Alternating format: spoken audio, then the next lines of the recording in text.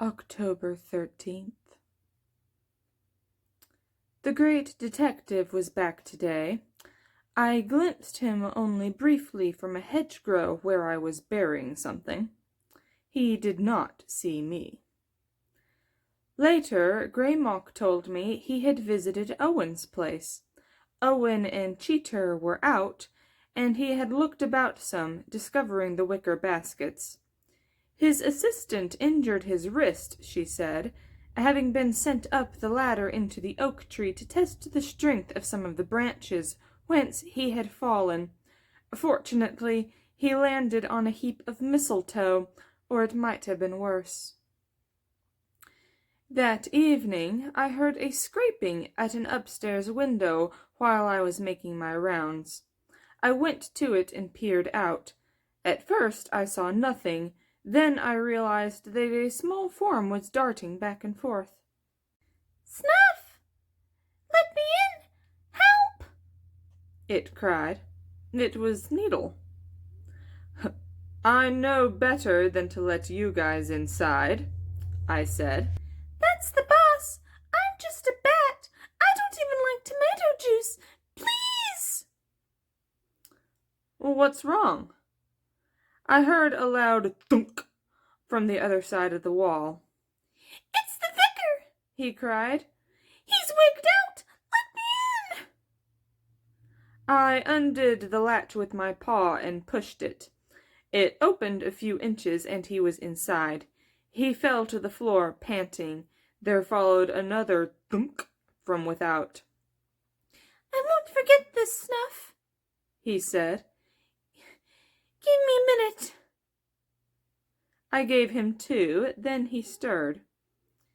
"Got any bugs about?" he asked.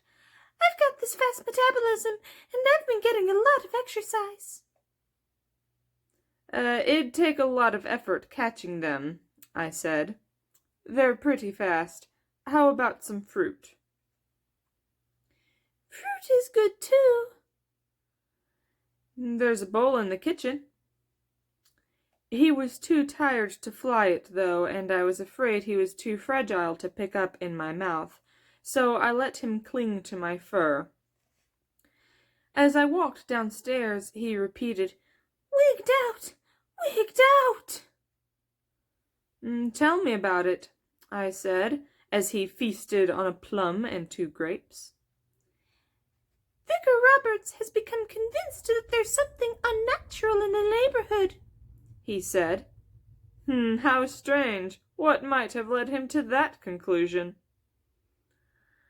"The bodies with no blood left in them, and the people with anemia, who all seem to have had vivid dreams involving bats. Things like that." I'd seen Vicar Roberts many times on my rambles. A fat little man, dun-drearied and wearing old-fashioned square-lensed gold-framed spectacles. I'd been told that he often grew very red of complexion at the high points of sermons, splattering little droplets of spittle about, and that he was sometimes given to fits of twitchings followed by unconsciousness and strange transports. "It's understandable in someone of a hysterical personality type," I said. "I suppose so. At any rate, he recently took to running about the parish at night, armed with a crossbow and a quiver of bolts. Flying stakes, he calls them. I hear your door. I bet that's him. Hide me!" "No need," I said. "The master would not let an obvious madman armed with a dangerous weapon come in and search the house. This is a place of peace and refinement." The door was opened, and I heard them speaking quietly. Then the vicar's voice was raised. Jack, being a gentleman, responded in his usual soft, courteous tone. The vicar began to shout about creatures of the night and unholy practices and living blasphemies and things like that. "You gave it sanctuary!" I heard him cry. "I'm coming after it!" "You are not," Jack responded. "I've a moral warrant, and I bloody well am!" cried the vicar. Then I heard sounds of a scuffle. Excuse me, Needle," I said. "Of course, Snuff." I ran onto the front hallway, but Jack had already closed and bolted the door. He smiled when he saw me. There came a pounding from behind him. "It's all right, Snuff," he said. "I'm not about to set the dogs on the poor fellow. Where is your friend, anyway?" I glanced toward the kitchen. He walked that way, preceding me by several paces. When I entered, he was already feeding a grape to Needle. "Creature of the night," he said. "Living blasphemy. You're safe here. You can even have a peach if you like." He strolled off, whistling. The pounding on the front door continued for another minute or so, then stopped. "What's to be done about that man, do you think?" Needle asked.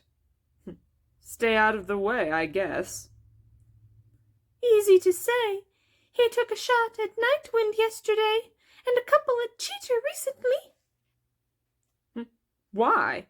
They're not into sanguinary stuff."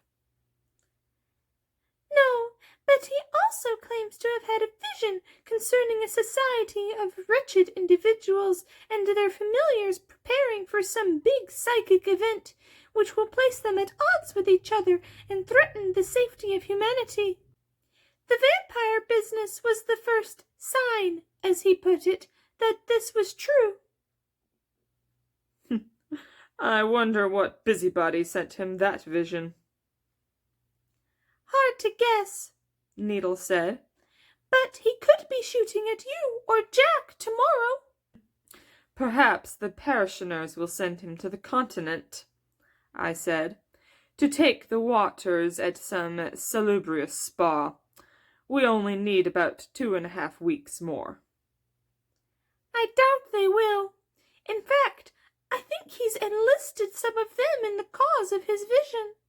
He wasn't the only one out there with a crossbow tonight." "Then I think we're going to have to identify those people, find out where they live, and keep an eye open in their direction." "I use echolocation myself, but I get the idea." Nightwind and Cheater obviously already know.